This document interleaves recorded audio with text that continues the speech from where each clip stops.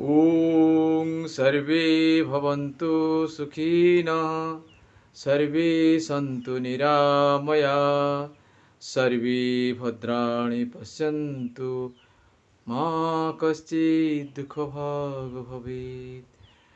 ॐ त्र्यम्बकं जजामहे सुगन्धिं पुष्टिवर्धनम् उर्वारुकोमिव बन्धनात् मृत्युर्मुखे अमामृतः। ॐ शांति शांति शांति। नमस्कार मोर प्रिय भाई भौणी माने आपण मानकु मु आचार्य सुब्रत कुमार स्वागत जनाऊँगी। मोर एपिसोड निरोग भव। निरोग भवर विभिन्न अध्याय मु आपण मानकु देई सारिलिनी।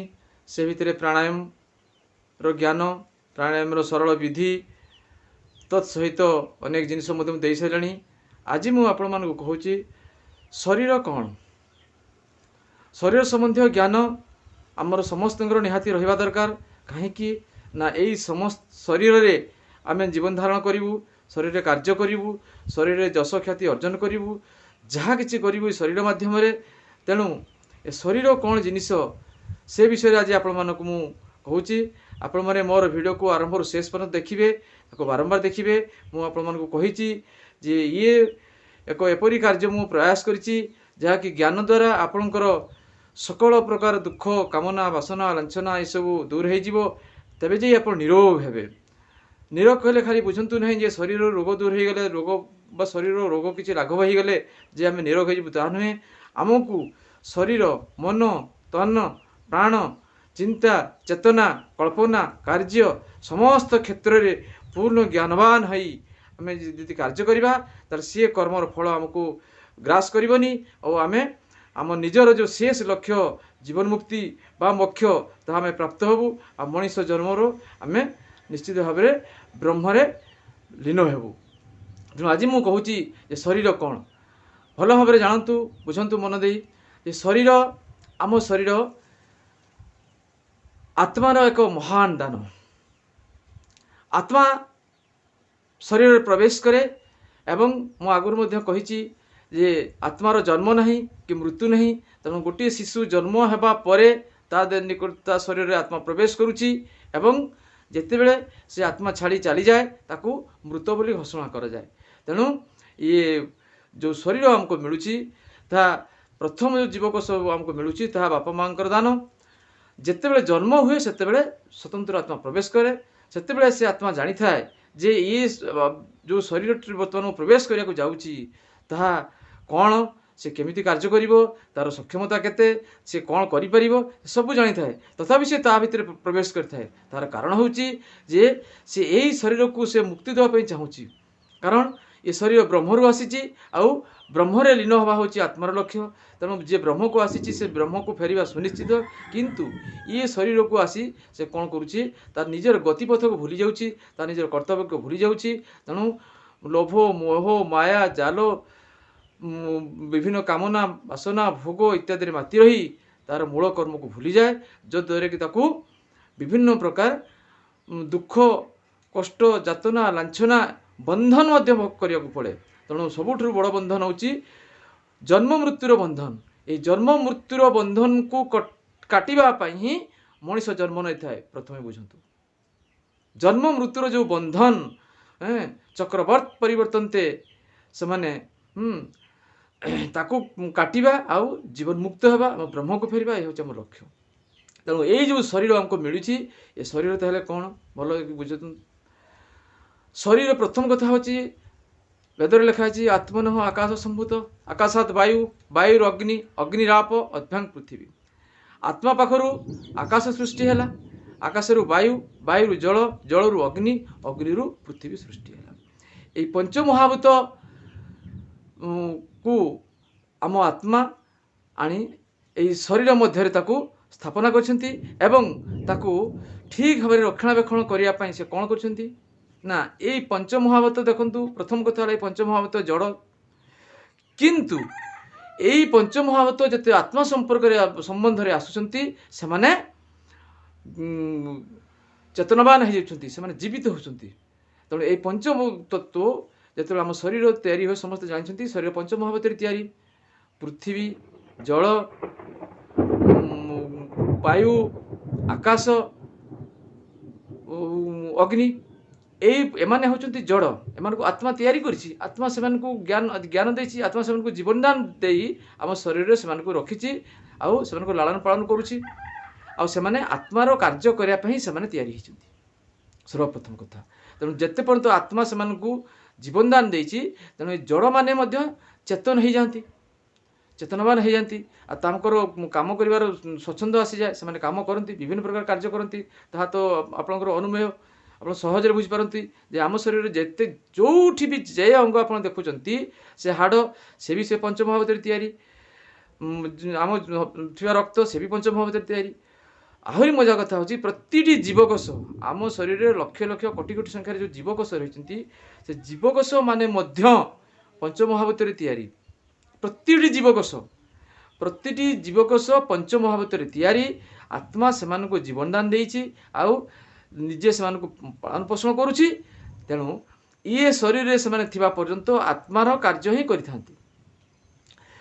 तेणु ये शरीर होछि पंचमहाभूत तैयारी से पंचमहाभूत जेपर्यंत जीवित थिबे आत्मा जेपर्यंत जीवित अछि से पंचमहाभूत को जीवित रखिबो आउ आत्मा जो छाड़ी चली से पंचमहाभूत ठू देइथिबा जीवनदान ताकठू से फेरई आने फलत से निर्जीव हो पड़ती शरीर निर्जीव हो जाए शरीर पार्थिव हो जाए जड़ हो जाए तार संस्कार दरकार हुए जोटा कि अंतिम संस्कार बोली कह जाए। ठीक तेणु आमर शरीर को आत्मा जेपर्यंत रही जीवनदान देइछंती फलत आम विभिन्न प्रकार कार्य करने सक्षम होता आम आत्मार जी केते बल केते गुण केते कार्य केते तेज ता आज पर्यंत के अनुमान करि पारि नाहंती बा कल्पना लगै पारि नाहंती। अनेक योगी तपस्वी साधु सन्त समस्ते आछंती कहिसंती अनेक कथा से भीतर भी जना पड़े जगेश्वर कृष्ण मध्य कहिसंती ये जो जहाँ आप आम देखुचु सचराचर दुनिया रे ये सब हूँ जड़ केवल आत्मा हूँ चेतन आउ सबु किसी जड़ किंतु ये जड़ माने आत्मा से सृष्टि करी आत्मा से किसी को जीवन दान करी निज पाखे रखी से द्वारा कार्य हासिल करे निजे समस्त कार्य को से निरीक्षण करने से निजे बसी थाए। तेणु आमको एमिति ज्ञान नवाक पड़ो जे ये शरीर में थिबा पर्यंत आमे आत्मा से रक्षणाबेक्षण करुछि तेणु आमे कौन खराब कर्म बा आत्मचिंतन छाड़ी अन्य किसी चिंता करवा नहीं यह हूँ सबुठ मूल मंत्र। वर्तमान प्रश्न आसी आम आत्मचिंतन को सब करवा निश्चित तो मते कहतु जे कौ जदि आम धर्मर गोटे श्लोक नवा कौन अच्छी धृति क्षमा दमास्ते शौचींद्रिय निग्रह धीर विद्या सत्यम अक्रोध दशकम धर्म लक्षणम देखो गोटे उदाहरण दूची धृति क्षमा दमा स्तेय शौच इंद्रिय निग्रह धीर विद्या सत्यम अक्रोध 10टी हूँ धर्मर लक्षण। अच्छा मत कहतु यही 10टी गुण को छाड़देला धृति माने धैर्य क्षमा तो जानते धृति क्षमा धैर्य तो बुझीपार धी क्षमा धृति क्षमा धैर्य यहपर गोटे गोटे गोटे गोटे अन्य आम जी कर ताले देखो या पर कौ काम बाकी कौ गुण बाकी अच्छी जोटा कि धर्म परिगणित हुए नहीं। तेणु आम यही सब धृति क्षमा दमा स्तेय शौच इंद्रिय निग्रह धीर विद्या सत्यम अक्रोध दशकम धर्म लक्षणम एतिक को छाड़देला कौ शब्द बाकी रहा जोटा कि धर्म पालन करूनी अर्थात आम प्रति मुहूर्त धर्म पालन करुचु प्रति मुहूर्त आम दया देखु प्रति मुहूर्त आम क्षमा करुचु प्रति मुहूर्त आम दमन करुचु इंद्रिय को प्रति मुहूर्त आम बुद्धि विचार को कार्य लगुचु प्रति मुहूर्त आम ज्ञान आहरण करुचु सत्य कहूचु राग करुणु धीर विद्या सत्य धीर विद्या सत्यम अक्रोध ये सब हूँ गोटे गोटे धर्मर गुण। तेणु प्रति मुहूर्त आम सब पालन करुचु आम किए जाणिकी करू बा अज्ञान करू जो काम भी हो से सब बेले हो। तेणु मोर एठी कहवा कथा गोटे जिनिस जे आत्मचिंतन हूँ सबुठ बड़ चिंतन आ सी चिंता सब बेले अहरह आम भितर जदि उज्जीवित होइकी थिबो ताहले आमे सब बेले आत्मचिंतन रहिबा तत्सहित आमे आमे सब कार्य करि परिबा। ता माने नय जे आमे आम घर काम छाड़ी दबा खाली आत्मचिंतन करबा जेमिति गोटे उदाहरण जदि आम नवा जदि कौन जिनस को जदि आम खाली जप करवा ताले से कार्य कदापि हो पार नहीं।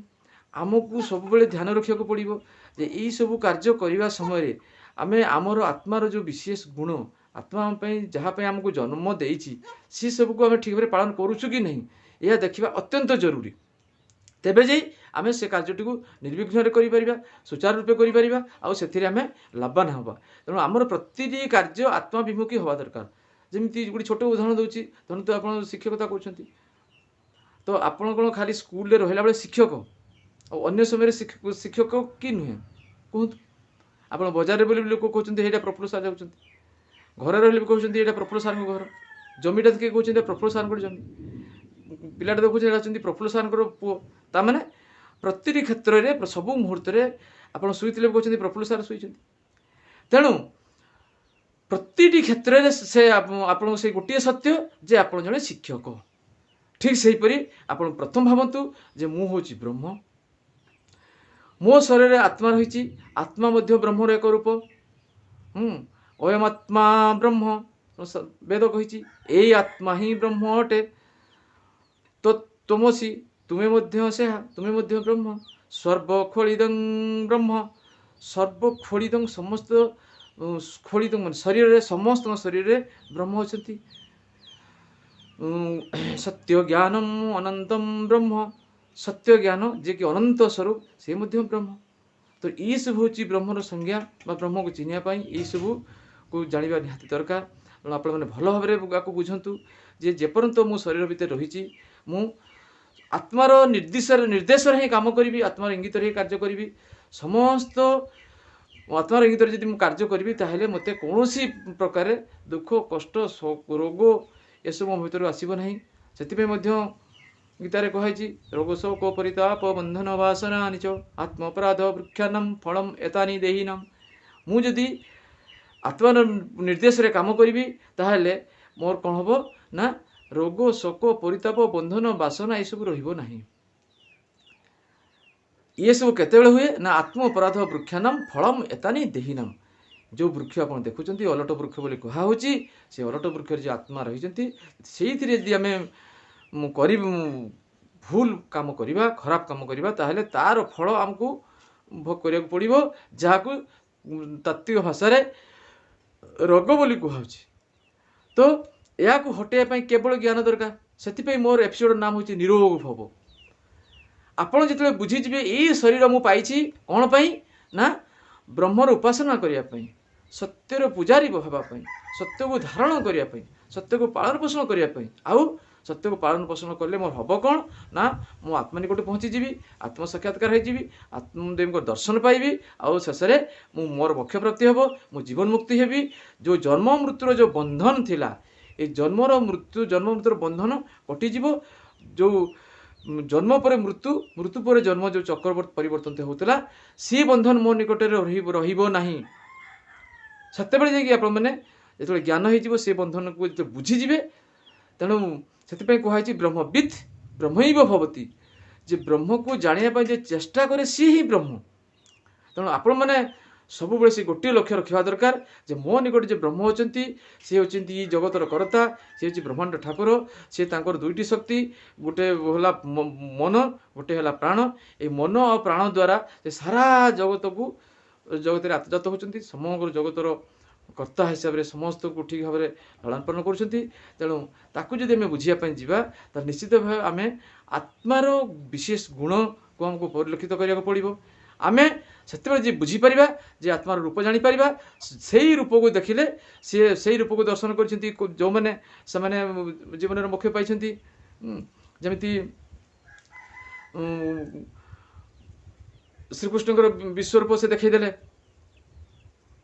जमी आपंकर श्रीकृष्ण अर्जुन को रूप देखी भीष्म को रूप देखी तो कहबार अर्थ हूँ जे आत्मा विषय जाना दरकार निहाती जरूरी। तो प्रथम आप जापारे ये शरीर केवल आमको मिली सत्य रक्षापी आत्मज्ञान प्राप्ति होगापी आत्मदेव इंगित चलवाई आउ आत्मदेव इंगित चली आम निजर नाम को जश को ख्याति को बजाय रखिपर आम शरीर निरोग हो पार जन्म मृत्यु बंधन काटिपर आज ମୁଁ ଏ ଶରୀର ସମ୍ପର୍କରେ କିଛି କହିଲି ତାହାକୁ ଆପଣ ଭଲ ଭାବେ ଶୁଣିବେ, ପ୍ରତିଦିନ ଶୁଣିବେ, ବାର ବାର ଶୁଣିବେ। ଆପଣଙ୍କୁ ମୁଁ କହିଛି କେଉଁ ସମୟରେ ଶୁଣିବେ ନା ଠିକ୍ ଖାଦ୍ୟ ଖାଇବା ସମୟରେ ଶୁଣିବେ। ମୁଁ ଆପଣଙ୍କୁ କହିଛି ଅନ୍ନ ବ୍ରହ୍ମ, ଶବ୍ଦ ବ୍ରହ୍ମ, ଆପଣ ନିଜେ ମଧ୍ୟ ବ୍ରହ୍ମ।